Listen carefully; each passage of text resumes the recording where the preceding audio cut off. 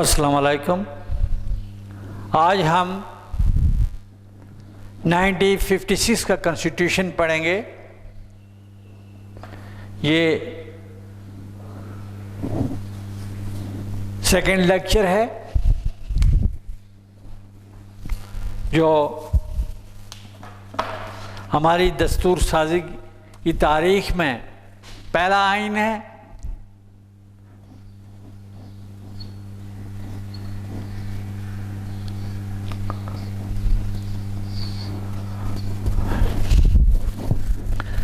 Constitution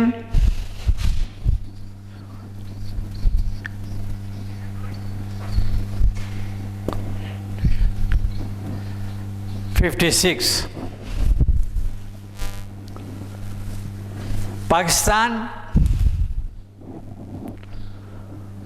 14 अगस्त 1947 को मार्ज़ वजूद में आया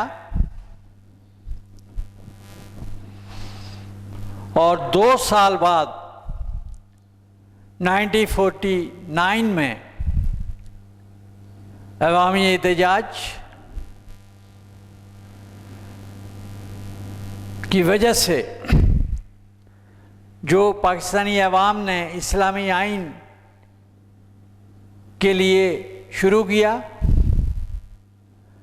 उसके नतीजे में 49 में ऑब्जेक्टिव रेजोल्यूशन 1949 पेश की गई। इस रेजोल्यूशन करारदाद मकासिद को मंजूर कर लिया गया। करारदाद की मंजूरी के बाद अक़लियतों के एहतजाज और मुतालबे पर बुनियादी उसूलों की कमेटी बनाई गई, जिसने अपनी रिपोर्ट 1950 में पेश की।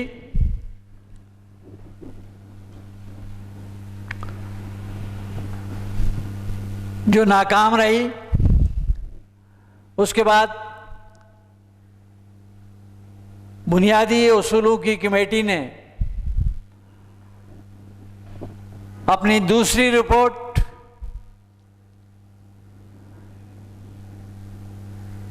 नाइनटीन 1952 में पेश की। फिर उसके साथ साथ बोगरा फार्मूला पेश किया गया। एक लाएअमल तय किया गया कि इसके मुताबिक इन उसूलों पर चलते हुए आम इंतखाबात कराए जाएं। 1953 के बोगरा फार्मूले के तहत इंतखाबात हुए और बिलाखिर पाकिस्तानी अवाम का एक देरीना मुतालबा जो मुद्दत दराज से वो कर रहे थे कि पाकिस्तान में दस्तूर साजी हो, पाकिस्तान में आइन हो, तो 1956 का आइन बना। ये आइन, इस आइन में 1956 के आइन में ममलकत का नाम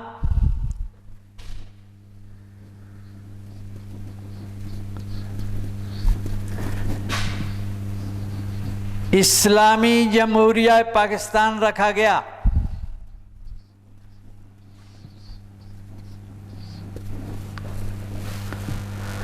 क्योंकि पाकिस्तान इस्लाम के नाम पर मार्ज़ वजूद में आया था और यही वजह है कि इसके नाम की इब्तिदा भी इस्लामी के लफ्ज़ से हुई। यह आइन क़याम पाकिस्तान के तकरीबन 9 साल बाद बना। एक तवील ताख़ीर थी क्योंकि ऑब्जेक्टिव रेजोल्यूशन के बाद एक दस्तूरी, आईनी और नज़रियाती बहरान पैदा हो गया और कशमकश शुरू हो गई कि आइन होना भी चाहिए या नहीं होना चाहिए। तो लिहाजा इस एक तवालत के बाद 9 साल का अरसा गुजरने के बाद पाकिस्तान का पहला आइन बना। ये आइन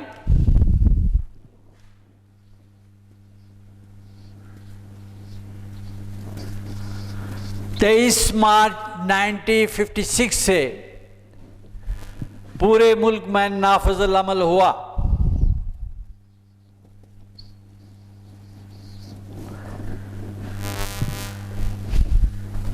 क्योंकि इस आइन के तहत इस्लामी जमहूरिया, इस्लामी रवायात पर मबनी जमहूरी निज़ाम को मुतारिफ कराना था। 1956 के आइन की जो अहम खुसूसियात हैं वो मुदर्जा झैल हैं।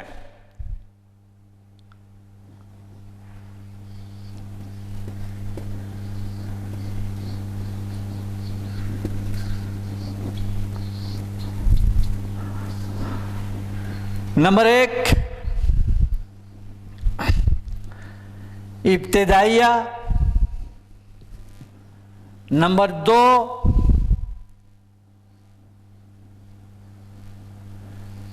तहरीरी आइन। नंबर 3,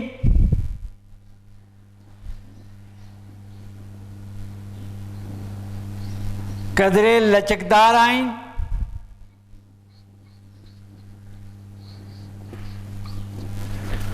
और इसके साथ साथ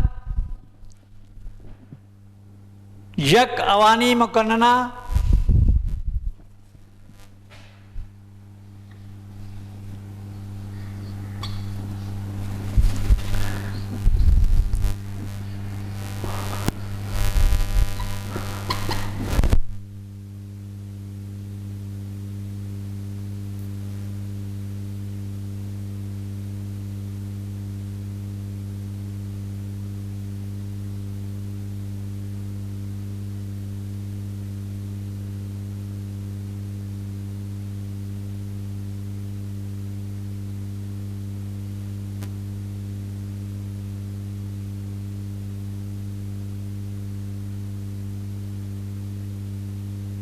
पहली इस आइन की खुसूसियात में इब्तिदाइया है।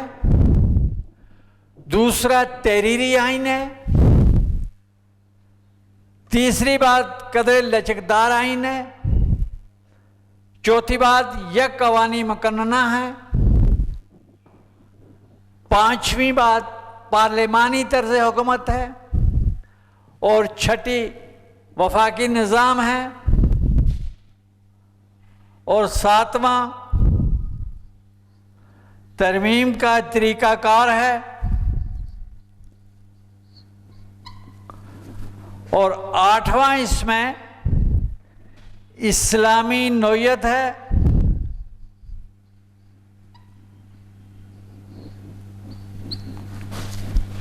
और नवां इसमें जो चीज़ बयान की गई है वो हिकमत अमली के उसूल है।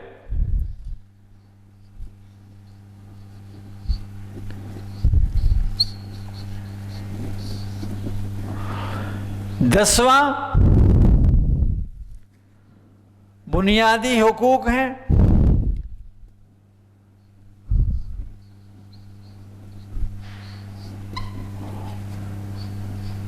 11वां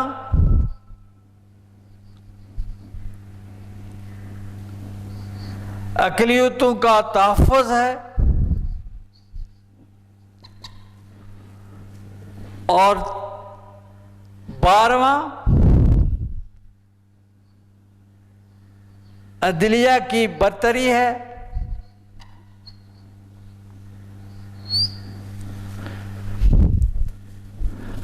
और 13वां अदलिया की बरतरी के बाद इसमें रियासत के हुकूक की बात की गई है। और इसके साथ साथ सदर का मुसलमान होना लाजमी करार पाया।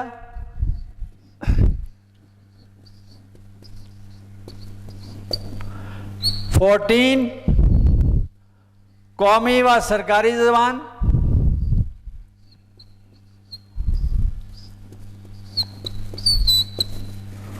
15, दारुल हुकूमत।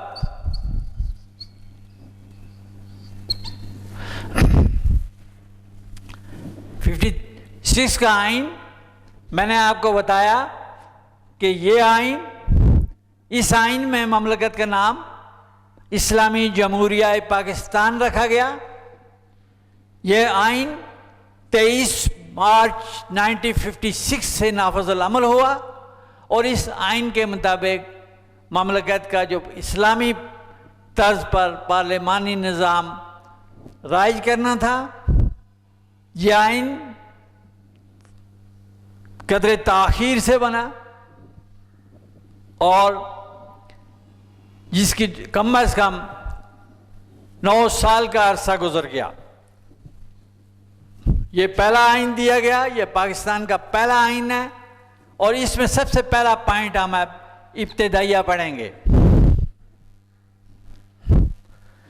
इब्तिदाइया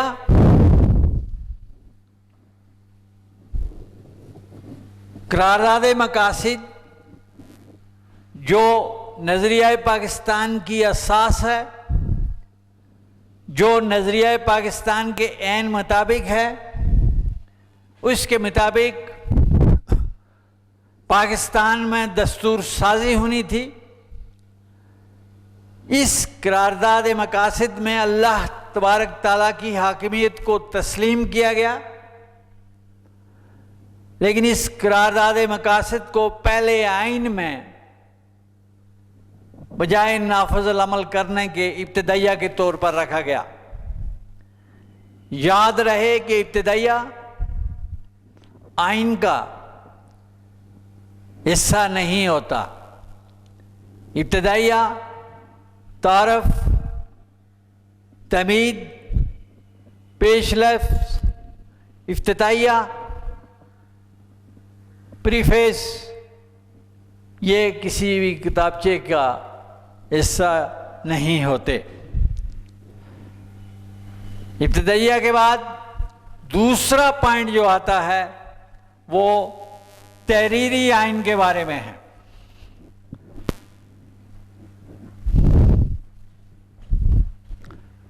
$56 का आइन तहरीरी आइन है। तहरीरी आइन इसलिए होता है कि आइन के हिस्से लिख दिए जाएं ताकि आने वाले वक्त में कोई अबाम पैदा हो, कोई तज़ाद पैदा हो, तो उस सूरत में लिखे हुए आइन से, तहरीर शुदा आइन से रहनुमाई ली जाए।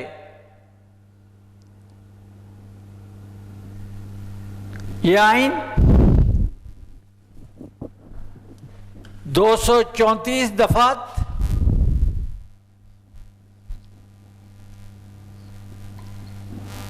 और 6 जदवल पर मुश्तमिल है। आमतौर पर दस्तूरी तारीख का जब हम मुताला करते हैं तो हमें पता चलता है कि दस्तूरी तारीख में, दस्तूर की दुनिया में मुख्तसर आइन को पसंद किया जाता है। दुनिया की तारीख का मुख्तसर आइन अमेरिकन आइन है। यह आइन सिर्फ 7 दफात पर मुश्तमिल है और दुनिया की तारीख का तवील तरीन आइन भारत का है जो 295 सेक्शन पर दफात पर मुश्तमिल है और इसी आईनी तारीख का मुताला करते हुए हमें यह भी पता चलता है कि दुनिया का वाहिद मुल्क बरतानिया है कि ब्रिटिश का आइन रवायात, रवाजात, कस्टम एंड ट्रेडिशंस पर मुश्तमिल है, मासवाए वो अदालती नज़ायर जो किसी न किसी तरह तहरीरी शक्ल में मौजूद हैं। तो इस आइन में 56 के आइन में 234 दफात और 6 जदवल शामिल की गई हैं।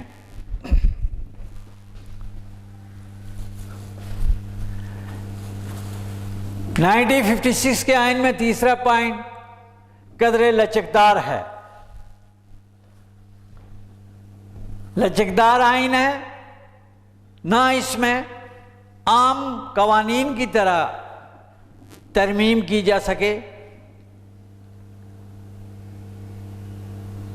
लचकदार दो तरह के आइन होते हैं, एक लचकदार आइन और एक इस्तवार आइन।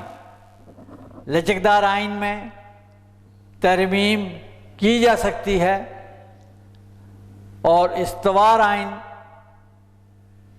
सख्त आइन है। उस आइन में आइन के अंदर बयान करदा तरीक़ाकार के मुताबिक ही तरमीम मुमकिन हो सकती है। ना आम इतना आसान है कदर लचकदार के फ़ौरन तब्दीली हो जाए, बल्कि आइन के अंदर जो तरीक़ाकार दिया गया है उसके मुताबिक तब्दीली की जा सकती है, तरमीम की जा सकती है। इसके बाद चौथा पॉइंट यक अवानी मुकन्नना है। अच्छा, क्योंकि 56 के आइन में एक अवान था, यक अवान था। आम तौर पर दुनिया के जमहूरी ममालिक में 2 अवानी मुकन्नना होती हैं। एक जिसे हम बराह रास्त एक फ़र्द एक वोट के ज़रिए मुंतखब करते हैं, और दूसरी वो जिसे सूबे वफाकी इकाइयों से मुंतखब करके भेजते हैं। वो इसलिए होते हैं, जिसे हम सेनेट कहते हैं, ऐवान बाला कहते हैं, कि कोई बड़ी इकाई छोटी इकाई के हुकूक को गस्ब ना कर सके, दुबोच ना सके, इसलिए जो है 2 ऐवान होते हैं। एक ऐवान ज़ेरी कौमी असम्बली और एक ऐवान बाला सेनेट। लेकिन 56 के कॉन्स्टिट्यूशन में यक अवानी मुकन्नना मुतारफ़ कराई गई। ये मुकन्नना, ये ऐवान दोनों सूबों दोनों इकाइयों को 300 पर मुश्तमिल किया गया, बराबरी की बुनियाद पर किया गया। 150 मगरबी हिस्से से और 150 मेंबरान अरकान मशरकी हिस्से से। तो इस तरह बराबरी की बुनियाद पर इसमें सेनेट की कमी भी, सेनेट की खसूसियत भी शामिल कर दी गई, यानी बराबर नुमाइंदगी देकर इस ऐवान में यक अवानी मुकन्नना को 2 ऐवान की खसूसियात शामिल कर दी गई। नेक्स्ट पॉइंट आता है पार्लिमानी तर्ज हुकूमत। 56 के कॉन्स्टिट्यूशन में एक पार्लिमानी निज़ाम मुतारफ़ किया गया। वज़ीर आज़म इंतज़ामिया के सरबराह होंगे, उनकी काबीना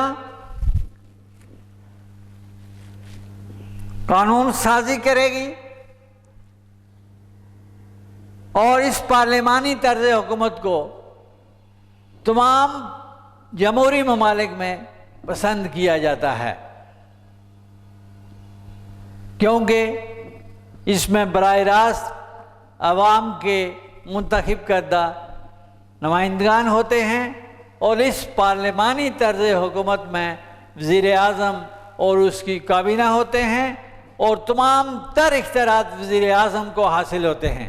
सदर ममलकत के पास जो ओहदा होता है वो ऐसे ही ओहदा सिर्फ वफाक पाकिस्तान की अलामत ज़ाहिर करने के लिए बनाया जाता है, उसके पास कोई इख्तियारात नहीं होते। वफाकी निज़ाम 56 के कॉन्स्टिट्यूशन में एक मजबूत वफाकी निज़ाम मुतारफ़ कराया गया। इस निज़ाम के तहत मगरबी हिस्से में जो सूबे थे उन्हें यकजा करके एक इकाई, एक सूबा बनाया गया मगरबी पाकिस्तान, और एक मशरकी पाकिस्तान था जो हमसे तकरीबन 1600 मील दूर था। इतनी लंबी मसाफत जो भारत के ऊपर से, भारत की सरजमीन से गुजर कर जाने का रास्ता था, उसको एक मजबूत वफाकी निज़ाम से मनज़बत कर दिया गया, जोड़ दिया गया, बांध दिया गया, ताकि इस दूरी को कम किया जा सके मजबूत निज़ाम के तहत। वो इख्तियारात जो मरकज़ी हुकूमत करेगी और वो इख्तियारात जो सूबाई हुकूमतें उनको तफवीज़ कर दिए गए, दे दिए गए। अलबत्ता सूबाई हुकूमतें किसी भी तरह की कोई कानून साजी नहीं कर सकेंगी, आइन साजी, आइन नहीं बना सकेंगी।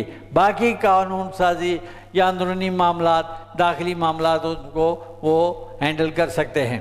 तरमीम का तरीक़ाकार, नेक्स्ट पॉइंट इसमें आता है, पॉइंट 7। 56 के आइन में तरमीम का तरीक़ाकार बयान कर दिया गया, वज़ा कर दिया गया, जिसके तहत हाज़िर अरकान यानी कुल अरकान जो हैं असम्बली के मुंतखब अरकान की 1/3 अक्सरियत से कानून में, आइन में तरमीम की जा सकती है, बिल मसवदे को मंजूर किया जा सकता है। इसके लिए कुल अरकान की 1/3 लाजमी करार दी गई और तरमीम का तरीक़ाकार आइन के अंदर वज़े कर दिया गया, बयान कर दिया गया।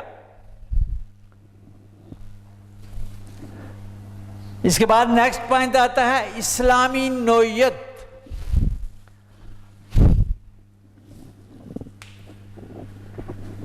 (56) का आइन हमारा पहला आइन है। इस आइन में ममलकत का नाम इस्लामी जमहूरिया पाकिस्तान रखा गया, जो इस बात की गमाज़ी करता है कि पाकिस्तान एक इस्लामी रियासत है, मुसलमानों की रियासत है, और करारदाद मकासिद जो हमारी दस्तूरी तारीख़ में संग मील की हैसियत रखती है, जो नज़रिया पाकिस्तान की आकाश है, उसको अहमियत दी गई, मद्देनज़र रखा गया, और ममलकत का सरकारी मज़हब, ममलकत के नाम जमहूरिया, इस्लामी जमहूरिया पाकिस्तान करार पाया। और चूँकि करारदाद मकासद में बयान है कि हाकिमियत अल्लाह ताला को हासिल है, पूरी कायनात पर हाकिमियत अल्लाह ताला को हासिल है, और लोगों के पास जो इख्तियारात होंगे वो इन इख्तियारात को मुक़द्दस अमानत के तौर पर बुरुए कार लाएंगे। कुरान और हदीस की तालीम लाजमी करार दे दी गई, अरबी को फ़रोग़ हासिल होगा। ये तमाम इस्लामी नौइयत की चीज़ें इसमें बयान की गई है। इसके साथ साथ हिकमत अमली के उसूल, नेक्स्ट पॉइंट आता है,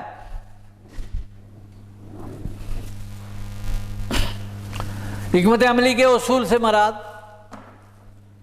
कि ममलकत को चलाने के लिए ममलकत की मनसूबाबंदी में आइंदा का लाए अमल, वो नज़रिया जिसके तहत वो ममलकत मार्ज़ वजूद में आई। मैंने आपको बताया था कि किसी ममलकत के क़याम और आज़ादी के लिए दो चीज़ें होती हैं, एक वो नज़रिया, वो नस्बुल लैन जिसके तहत ममलकत हासिल करने के लिए जदोजहद की जा सकती है, की जाती है। आम तौर पर रियासतों के इर्तिका में हम देखते हैं कि सरहदों के अंदर लोग रहते हों, लसानियत की बुनियाद पर, मुश्तरक मफादात की बुनियाद पर और इश्तराक ज़बान और लिबास और ख़ुराक और माशरत की बिना पर वो अपने हुकूक के लिए जदोजहद करते हैं, बिलाखिर वो आज़ादी हासिल कर लेते हैं। लेकिन पाकिस्तान क्योंकि इस्लामी रियासत के लिए, इस्लामी रियासत के नज़रिए के लिए एक नज़रिया था, मुसलमानों की हुकूमत हो, उनको इख्तियार हो, उनका इक़्तिदार हो और वो इस्लामी निज़ाम मैशियत राज करें। आज़ादी, इख्तियार और इक़्तिदार, तीन चीज़ें होती हैं किसी भी आज़ाद ममलकत के लिए। और इस इस्लामी रियासत के लिए नज़रिया पाकिस्तान पेश किया गया। नज़रिया मुक़द्दम होता है, नज़रिया कभी ख़त्म नहीं होता।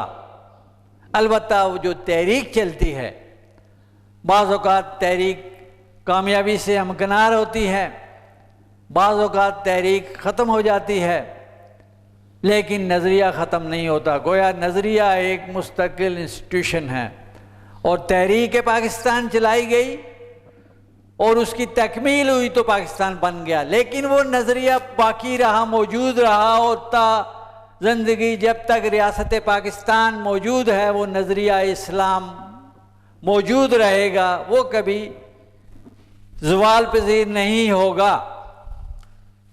लिहाजा हिकमत अमली के उसूल में ये वज़ह कर दिया गया कि आइंदा इस्लामी कवानीन, इस्लामी माशरा, शहरियों को इनफरादी व इज्तिमाई मज़हब की आज़ादी और उनको इस्लामी तालीमात के मुताबिक ज़िंदगी गुजारना उनको मुहैया किए जाएंगे। इसके बाद 10वां पॉइंट आता है फंडामेंटल राइट्स, बुनियादी हुकूक का। तमाम जमहूरी ममालिक में बुनियादी हुकूक शहरियों को बिला इम्तियाज हुकूमत की तरफ से अता कर दिए जाते हैं। आइन होता क्या है?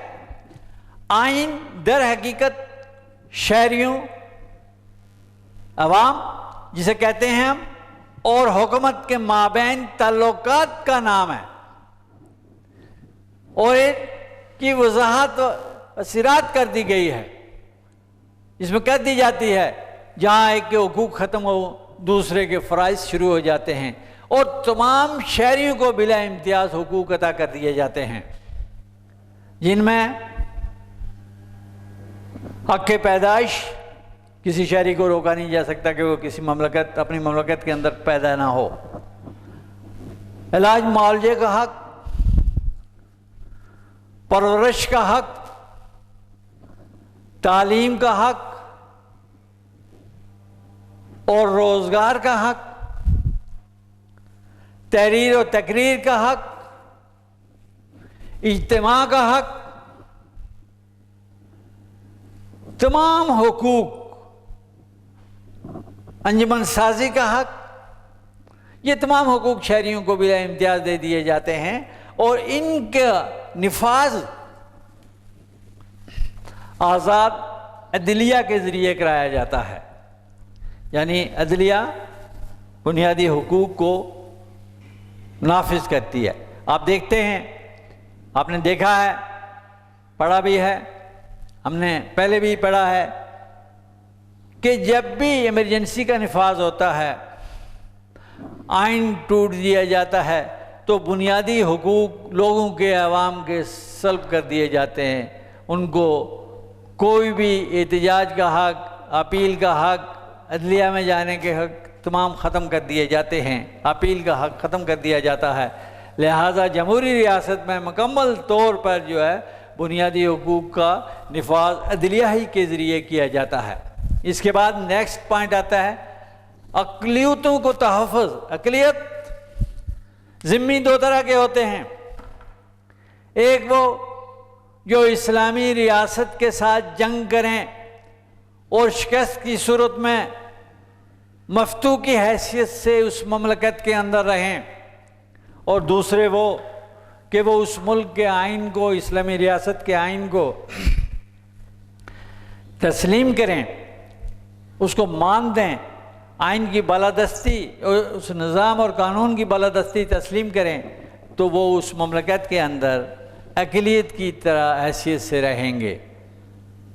हुकूमत जिस तरह के मुसलमानों के हुकूक का तहफ़्फ़ुज़ करेगी, इसी तरह अक़लियतों के हुकूक का भी तहफ़्फ़ुज़ करेगी। अगर कोई गैर मुस्लिम किसी इलाके, किसी शहर, ममलकत के अंदर का शहरी है, वो अपने रोज़गार के लिए, अपनी माशी जदोजहद के लिए दूसरे मुल्क में चला गया है, तो कोई शख्स उसकी जायदाद व इमलाक पर कब्ज़ा नहीं जमा सकता। उसकी हिफाजत हुकूमत ममलकत उसी तरह करेगी जिस तरह के दूसरे लोगों की या मुसलमानों की जो है जायदाद व इमलाक की हिफाजत करते हैं। उसे जान और माल का तहफ़्फ़ुज़, उसकी जायदाद का तहफ़्फ़ुज़, उसको इबादत गाहों में जाना, उनका तहफ़्फ़ुज़, ये तमाम हुकूमत की ज़िम्मेदारी शामिल है और अक़लियतों को जो है वो तहफ़्फ़ुज़ दिया गया है इस्लामी कवानीन के मुताबिक 56 के कॉन्स्टिट्यूशन में दिया गया है। नेक्स्ट आता है अदलिया की बरतरी।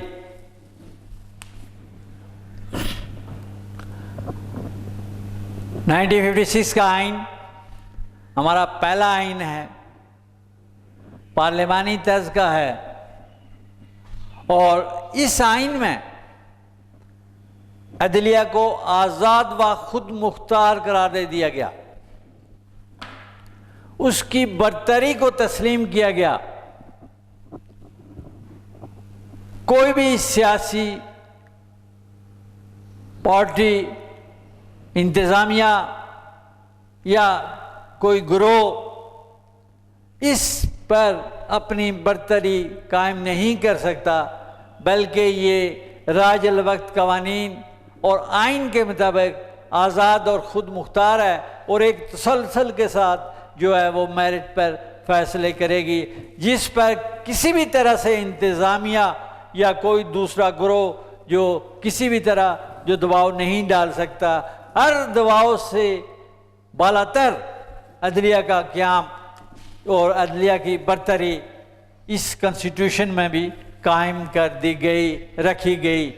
इसके बाद आता है 13 सदर ममलकत का मुसलमान होना।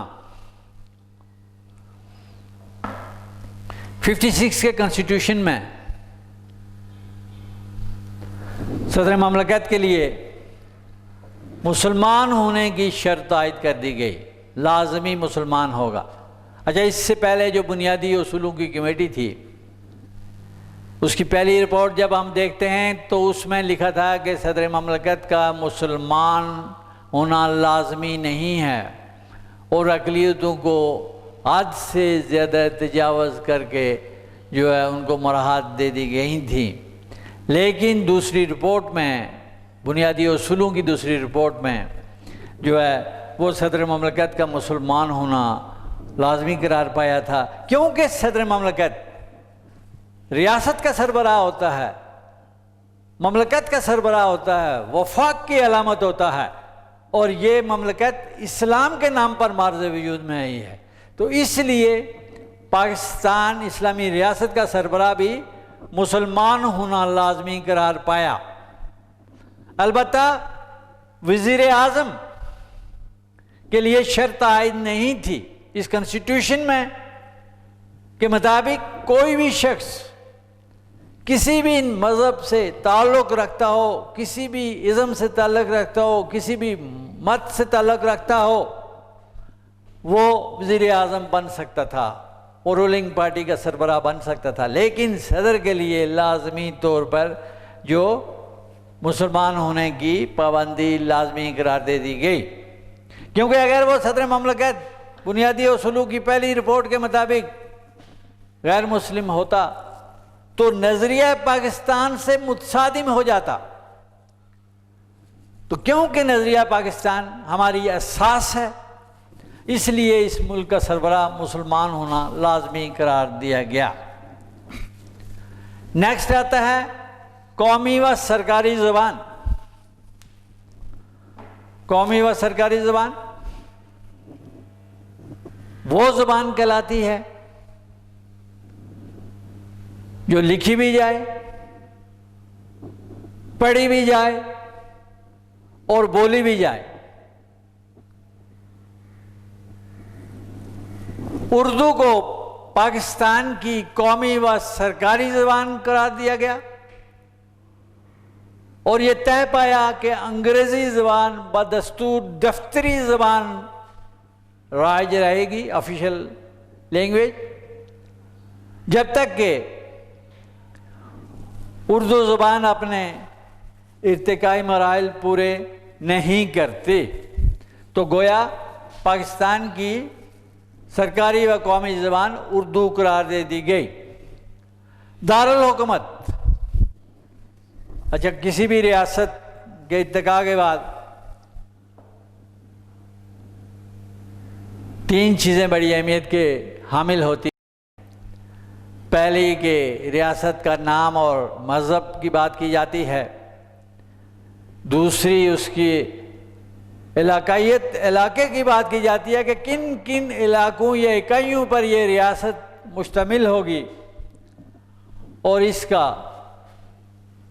दारुल हुकूमत किस जगह होगा, मरकज़ी दारुल हुकूमत कहाँ होगा। पाकिस्तान जब मार्ज़ वजूद में आया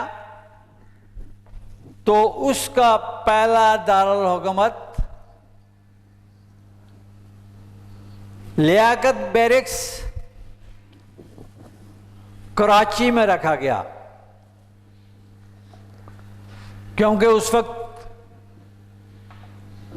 बहुत से मसाइल दरपेश थे।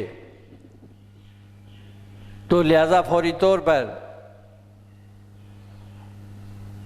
दारुल हुकूमत को कराची में रखा गया।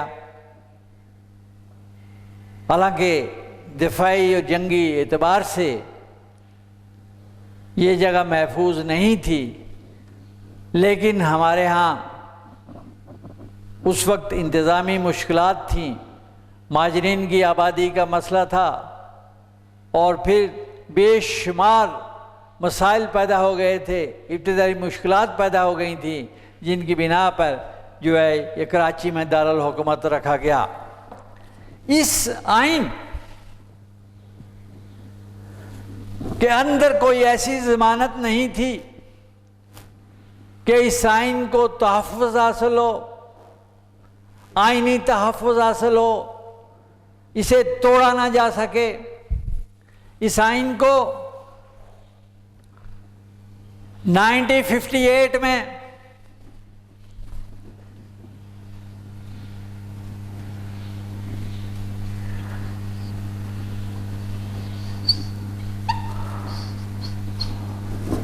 मार्शल अयूब, जनरल अयूब के मार्शल की नज़र कर दिया गया।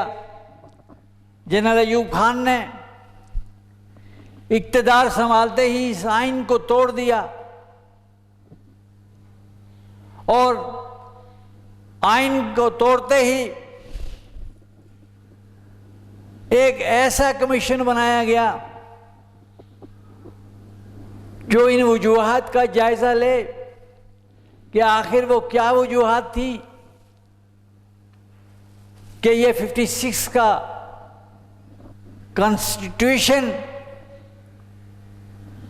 कामयाब ना हो सका, इसे नाकामी का सामना करना पड़ा। हालांकि ऐसा नहीं, ये बिल्कुल मार्शल की नज़र हो गया था, मार्शल की वजह से ये आइन टूटा था। कोई आइनी बहरान पैदा नहीं हुआ था, कोई तहरीक नहीं चली थी कि जिसकी वजह से ये आइन टूटता। ये आइन ज़्यादा देर नहीं चल सका। ये आइन 2 साल 8 माह 15 दिन के बाद मार्शल ने तोड़ दिया, मार्शल की नज़र हो गया। तो उसके बाद सदर ममलकत ने एक आईनी कमीशन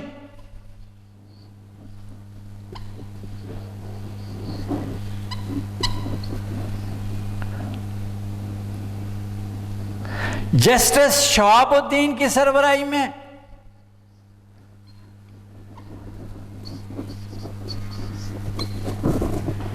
बनाया, जिसके जिम्मे यह काम लगाया गया कि वो 56 के आइन की नाकामी की वजूहात देखे कि आखिर वो क्या वजूहात थी जिनकी बिना पर 56 का पार्लिमानी निज़ाम, पार्लिमानी आइन ज़्यादा देर ना चल सका। और इसके साथ साथ वो ममलकत पाकिस्तान के लिए नए आइन के लिए सिफारिशात मरतब करे और नए आइन की एक मुस्तकिल आइन की तदवीन करे। जस्टिस शहाबुद्दीन और उनकी टीम ने दिन और रात की मेहनत से इस आइन कमीशन ने नए आइन की सिफारिशात मरतब की और तदवीन की, लेकिन जनरल अयूब खान और उनके साथियों ने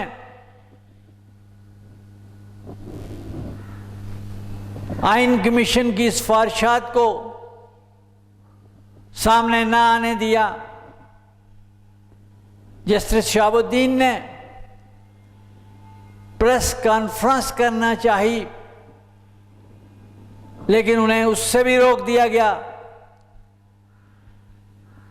गोया आईनी कमीशन पर, दस्तूरी कमीशन पर के काम को पसे पुश डालकर उस पर पाबंदी आयद कर दी गई। फिर जनरल अयूब खान ने अपने रुफ़का से और अपनी तरफ से एक सदाती तर्ज का आइन दिया, जिसे हम 1962 का आइन कहते हैं। यह आइन किसी दस्तूर साज इदारे का बना हुआ नहीं है, किसी कई आवामी नुमाइंदगान का बना हुआ नहीं है, जबकि इससे पहला वाला आइन 56 का कॉन्स्टिट्यूशन मुंतखब नुमाइंदों ने पार्लिमानी तर्ज पर इस्लामी नज़रिया को मद्देनज़र रखते हुए इस आइन की तदवीन की और इसे नाफिजुल अमल किया, लेकिन वो इस आइन को आइन के अंदर तहफ़्फ़ुज़ ना दे सके और नज़रिया पाकिस्तान की जो असास थी, करारदाद मकासिद, इस्लामी निज़ाम का नफाज, वो ना कर सके। जिसकी वजह से 1956 का जो पहला पाकिस्तान का आइन था वो ज़्यादा देर ना चल सका और टूट गया। इस तरह से पहला आइन 2 साल 8 माह और 15 दिन के बाद इख्तिताम पज़ीर हुआ और हम फिर से एक जबरी आइन के तहत, एक फर्द वाहिद के बनाए हुए आइन के तहत उनकी स्वाबदीद पर पाकिस्तानी अवाम को छोड़ दिया। इस तरह से हमारा 56 का आइन मुकम्मल हुआ, पहला आइन पार्लिमानी तर्ज का मुकम्मल हुआ। इसके बाद नेक्स्ट जो लेक्चर होगा उसमें हम 1962 के आइन के बारे में पढ़ेंगे कि वो आइन किस तर्ज का है, उसमें क्या खुसूसियात हैं और क्या कोताहियाँ हैं। तो गोया ये 56 का कॉन्स्टिट्यूशन आज मुकम्मल होता है। Thank you very much.